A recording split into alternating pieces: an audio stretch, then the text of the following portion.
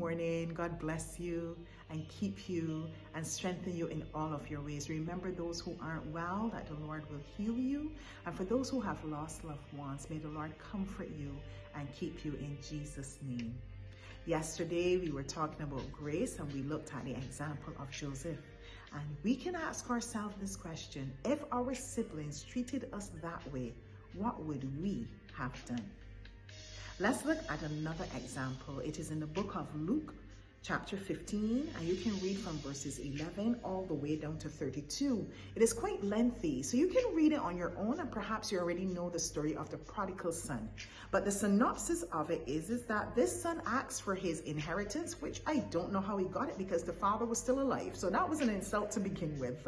But anyway, the father gave it to him and he squandered it. And when he came to his senses, he returned. And the father threw a party for him and celebrated him. But the brother, on the other hand, not so much. Let us read 31 to 32. And he said to him, "Son, you are always with me, and all that I have is yours. It was right that we should make merry and be glad, for your brother was dead and is alive again, and was lost and is found." Even though the son insulted the father, by my opinion at least, and even though he went away and he squandered all of his inheritance, the father was obviously waiting to welcome him home.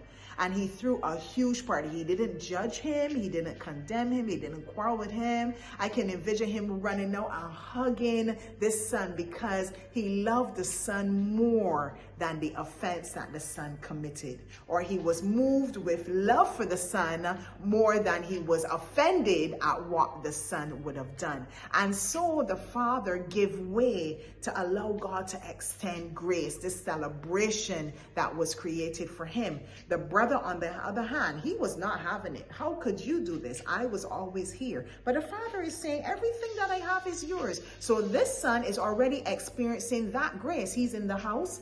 He had the protection, he had all of this. And even though the prodigal son, what he experienced was of his own making, the point is he was living with animals and he didn't have food. But the son in the house, he had all of this. And when it came to extend grace to his brother, he was not having it at all. He exhibited jealousy instead.